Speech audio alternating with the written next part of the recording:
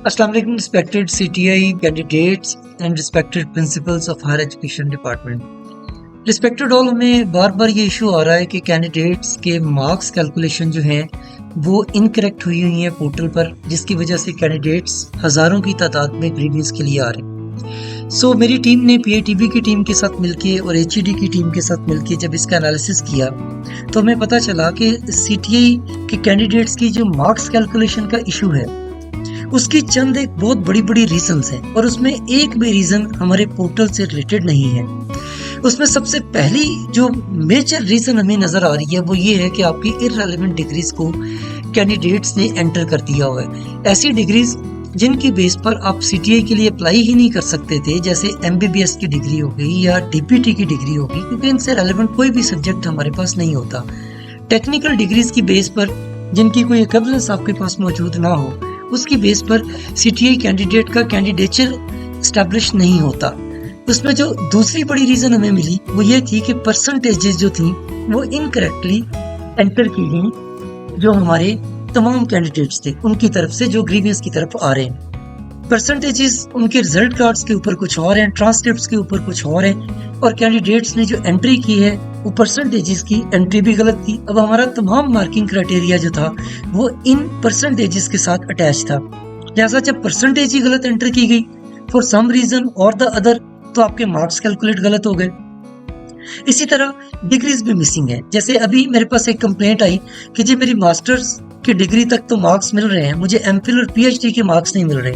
जब हमने उसका पोर्टल चेक किया तो पता चला कि कैंडिडेट ने अपनी जो एंट्री की हुई है मार्क्स की वो की ही मास्टर्स तक हुई है, उसके बाद की डिग्रीज कैंडिडेट ने एंटर ही नहीं की।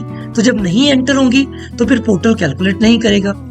मोर ओवर BS प्रोग्राम्स की जो ड्यूरेशन डाली हमारे कैंडिडेट्स ने वो 4 इयर्स बन ही नहीं रही थी, लिहाजा सिस्टम के जब स्क्रिप्ट को हमने रन किया तो उसने उन तमाम डिग्रीज को कि जिनकी ड्यूरेशन स्टार्टिंग ईयर से लेकर एंडिंग ईयर तक 4 ईयर और मोर देन 4 ईयर नहीं बन रही थी, उन तमाम को नॉट BS मार्क कर दिया, जिसकी वजह से उनके मार्क्स भी एक्सक्लूड हो गए।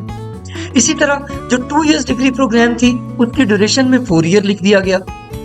हो सकता है कि स्टूडेंट ने बीच में कोई 1-2 साल मिस किए हों फॉर सम रीजन और द अदर, लेकिन वो डिग्री तो 2 इयर्स की थी, सो उसकी ड्यूरेशन, उसकी कंप्लीशन जो थी वो 2 इयर्स के अंदर होनी चाहिए थी।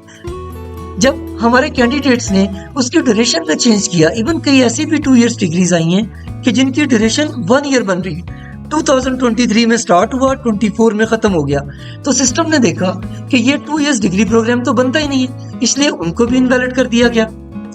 MPhil की डिग्री को जो था बहुत सारे कैंडिडेट्स ने मास्टर्स के ड्रॉप डाउन बॉक्स के अंदर एंटर कर दिया, लिहाजा उनको MPhil के मार्क्स नहीं मिले। इसी तरह जो पास आउट स्टूडेंट्स हैं जो डिग्री कंप्लीट कर चुके हैं, उन्होंने अपनी डिग्री के साथ एनरोल्ड पे क्लिक कर दिया कि अभी हम इसमें पढ़ रहे हैं। तो आप जिस डिग्री में इस वक्त एनरोल्ड होते हैं, करंटली एनरोल्ड होते हैं, उस डिग्री को कंप्लीट नहीं समझा जा सकता एज पर द पॉलिसी, लिहाजा उसके भी मार्क्स आप लोगों को नहीं मिले। देन CGPA जो था इसका बहुत इशू आया। CGPA के लिए हमारी पॉलिसी बिल्कुल वाज़ेह है और ये हमारी पॉलिसी नहीं है। हमने ये देखा कि DPI के फेसबुक पेज के ऊपर कैंडिडेट्स बहुत ज्यादा ये लिख रहे हैं कि ये जी अनफेयर पॉलिसी है। देखिए, इसमें हमारे HED का कुछ भी लेना देना नहीं है। HEC का ये रूल है कि अगर तो यूनिवर्सिटी परसेंटेज लिख देती है आपके ट्रांसक्रिप्ट और डिग्री पर, BS की, आपके MS की, MPhil की, PhD की, तो हम वो कंसिडर करेंगे। और अगर यूनिवर्सिटी की जो DMC है उसके ऊपर सिर्फ आपका ऑब्टेन्ड CGPA और टोटल CGPA मेंशन है, तो उसके लिए 2 कन्वर्जन फॉर्मूलाज HEC ने दिए हुए। वो फॉर्मूलाज आप लोगों ने खुद से इंप्लीमेंट करने थे। आपने खुद देखना था कि अगर आपकी डिग्री के ऊपर 3.74 CGPA है और आपका टोटल GPA 4 है, तो एज पर कन्वर्जन पॉलिसी जो कि HEC की साइट पे पड़ी हुई है और हमारी CTI इंडक्शन पॉलिसी में भी है, उसके अंदर 3.74 CGPA किस परसेंटेज ब्रैकेट के इक्विवेलेंट है, आप उस पूरी ब्रैकेट में से कोई भी परसेंटेज लिख देते। लेकिन कैंडिडेट्स ने क्या किया, उन्होंने अपने मार्क्स को डिवाइड किया और परसेंटेज लिख दी, CGPA को कन्वर्ट ही नहीं किया अकॉर्डिंग टू HEC। ये तमाम चीजें आप लोगों ने खुद एंटर करनी थी, इसमें सिस्टम ने सिर्फ और सिर्फ वैलिडेशन करनी थी।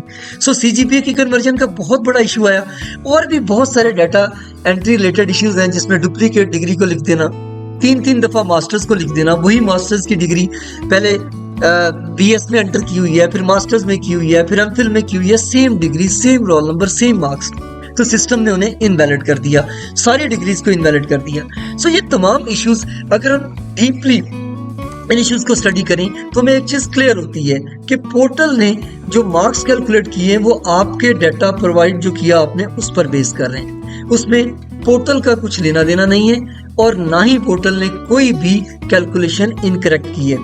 पोर्टल ने तमाम की तमाम जो कैलकुलेशंस हैं वो एक्यूरेट की हैं।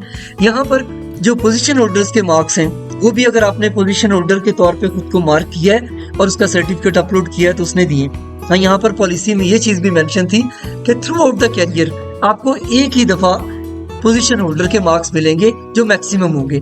मींस अगर आपने एक दफा टॉप किया, फर्स्ट आए, एक दफा आप थर्ड आए, एक दफा सेकंड आए, तो आपको फर्स्ट के मार्क्स मिल जाएंगे।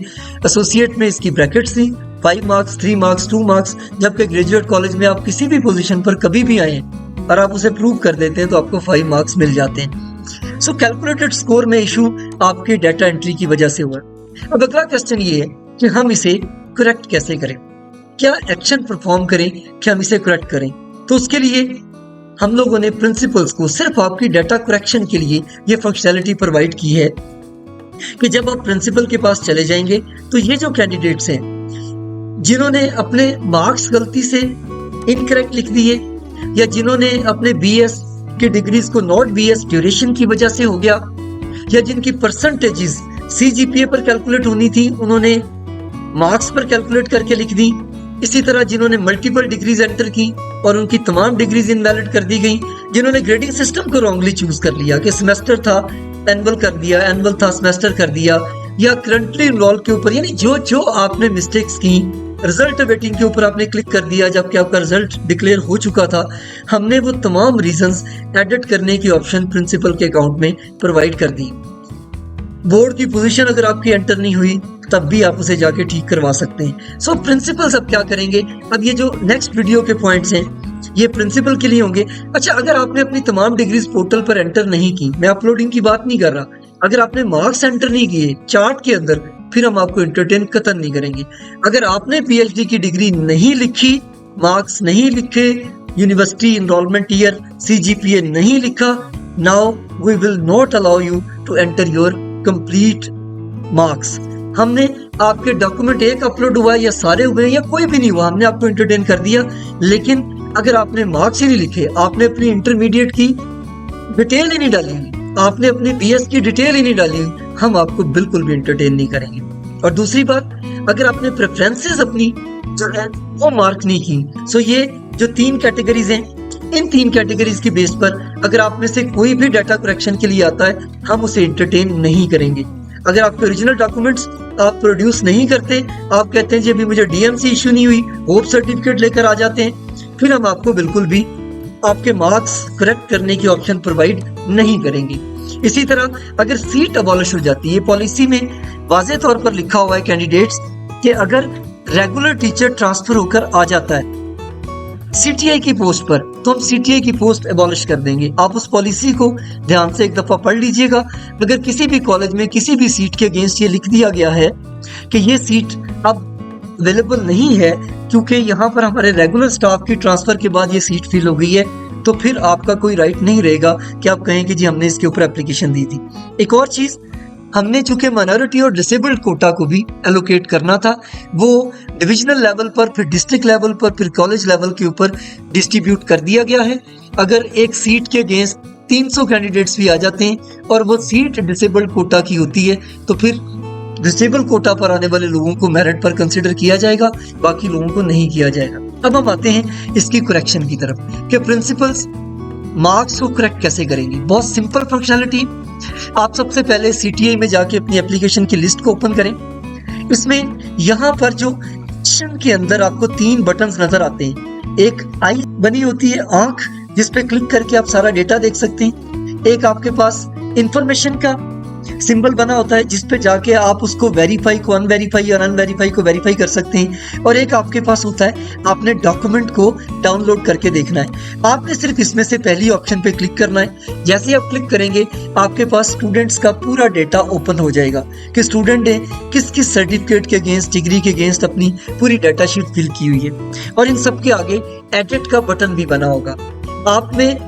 आपको जिस भी डॉक्यूमेंट के ऊपर कंप्लेन आती है कैंडिडेट की और वो वैलिड कंप्लेंट होती है, तो आप उसके आगे जो एडिट का बटन है इसको प्रेस कीजिए, तो आपके लिए वो जो डिग्री होगी वो सारी की सारी एडिटेबल हो जाएगी। उसमें आप उसका लेवल, आप उसका टाइटल, एग्जाम की type, obtain marks, currently enrolled अगर उसने गलती से चेक कर दिया था अनचेक कर दें, रिजल्ट वेटिंग गलती से चेक हुआ था अनचेक कर दें, सब्जेक्ट्स हैं उसका ग्रेडिंग सिस्टम चेंज करें, टोटल मार्क्स, परसेंटेज और ऑब्टेन मार्क्स और बोर्ड की पोजीशन, ये सब चीजें आप यहाँ से चेंज कर सकते हैं। यहाँ मैं फिर आपको बता रहा हूँ कि CGPA को कन्वर्ट कीजिए परसेंटेज में अगर उसकी DMC के ऊपर परसेंटेज मेंशन नहीं है तो। अच्छा, यहाँ एक बहुत इंपॉर्टेंट है, इंक्लूडेड का जो बॉक्स आपको दिया हुआ है, ड्रॉप डाउन बॉक्स, इसके अंदर इंक्लूडेड और नॉट इंक्लूडेड दो ऑप्शंस मौजूद होंगी। अगर कोई डिग्री आपके पास इस वक्त इनवैलिड के तौर पर मेंशन हुई है कि डिग्री वैलिड नहीं है और आप ये देखते हैं कि डिग्री वैलिड है, इसने एक्चुअली एंट्री गलत की जिसकी वजह से डिग्री इनवैलिड हो गई, तो आप यहाँ से उसे इंक्लूडेड कर सकते हैं। यानी वो डिग्रीज जिनके मार्क्स इंक्लूड नहीं किए सिस्टम ने, जब आप यहाँ पर क्लिक करेंगे उसे इंक्लूडेड करेंगे तो वो हो जाएंगी। इसी तरह अगर इररेलेवेंट डिग्रीज आ गई हैं और आप चाहते हैं कि मार्क्स में ये एंटर ना हो, तो आप यहाँ से जाकर इंक्लूडेड में से उसे नॉट इंक्लूडेड पे क्लिक कर दीजिएगा। प्रिंसिपल्स ये ध्यान से समझ लें कि जो इनवैलिड डिग्रीज हैं उन्हें वैलिड करने के लिए आपको उन्हें इंक्लूडेड करवाना पड़ेगा और जो वैलिड डिग्रीज इनवैलिड हैं उन्हें एक्सक्लूड करवाने के लिए आपको इस बॉक्स में से इंक्लूडेड की बजाय नॉट इंक्लूडेड पे क्लिक करना पड़ेगा।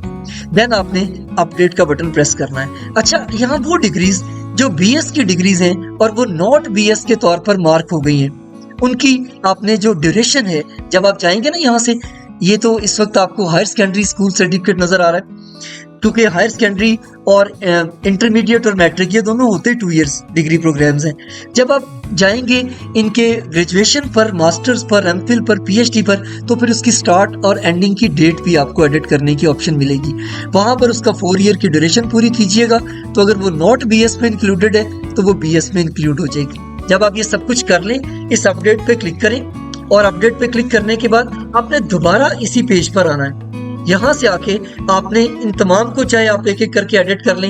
एंड पर जब आप इस मेन पेज पर इसका अपडेट मार्क्स पर क्लिक करेंगे तो इसके सारे के सारे मार्क्स ऑटोमेटिकली एंटर भी हो जाएंगे और इसका मेरिट भी कैलकुलेट होगा। एक दफा फिर से वेरीफाई कर लीजिएगा कि क्या मेरिट स्कोर इस दफा सिस्टम ने प्रॉपरली कैलकुलेट किया है या नहीं किया। हमने इसकी रेगुलर टेस्टिंग की है, 11,000 इंस्टेंसेस के ऊपर हमने चेंज करके देखा है, हमें हर जगह पर जो मार्क्स कैलकुलेशन है उसमें इशू नहीं आया इस फंक्शनैलिटी के बाद। सो काइंडली आप लिस्ट पे जाइए, जिसका इशू है उसके मार्क्स शीट ओपन कीजिए, एडिट पे क्लिक कीजिए और एडिट पे क्लिक करने के बाद उनके मार्क्स को अपडेट कीजिए। मार्क्स को अपडेट करने के बाद, उसके पैरामीटर्स बदलने के बाद अपडेट करके अपडेट मार्क्स का जो बैक पेज के ऊपर बटन आ रहा था वो प्रेस कर दीजिए and that's it. Thank you.